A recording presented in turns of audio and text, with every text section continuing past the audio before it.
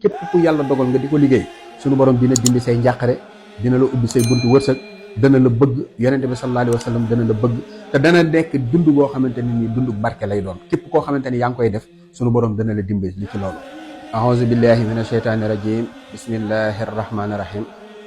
allahuma salli ala al mawsuufi bil karami wal juudi. mbokki taalibe yi ñoo ngi leen di nuyu.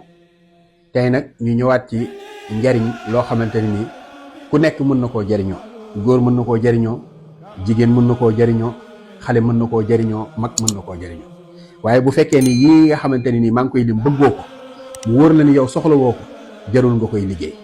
boo bëggul barke, bëggoo xéwal, bëggoo wërsëg, bëggoo sutura, bëggoo yàlla dindi la ci situation bi nga nekk, bëggoo nga dindeeku ci ay njàqare, jarul ngay liggéey salaatu bi. ndax salaatu bi doon na salaatu boo xam ni képp ku yàlla dogal nga di ko liggéey sunu borom dina dindi say njàqare, dina la ubbi say buntu wërsëg, dana la bëgg. yonente bi sallallahu alayhi wa sallam dana la bëgg te dana nekk dund boo xamante ni nii dund barke lay doon. képp koo xamante ni yaa ngi koy def sunu borom dana la dimbali li ci loolu.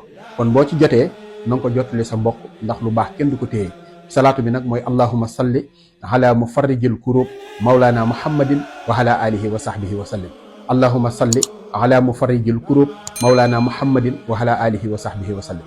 allahumma salli ala mufarrijil kurub mawlana muhammadin wa ala alihi wa sahbihi wa sallim. fi ne boo xoolee baatu mufarrijul kurub soo ko calculé day doon 582 mook alhamdulillahi rabbil alamin ñoo tolloo. kon salaatu bi mën nga koy liggéey ci 582 suba ak ngoon, wala 582 benn yoon par bis, wala nga koy def 313 suba ak ngoon, wala nga koy def 313 benn yoon par bis, wala heure boo jullee nga di ko def 92. bu fekkee nag yàlla dimbali na la nga am jot mën ko di ko def junni par jour. képp koo xamante ne yaa ngi koy def li la salaatu bi di jariñ yaa looy teg sa bët la du lu la nit di wax. asalaamaaleykum wa rahmatullahi taala wa barakaatuhu.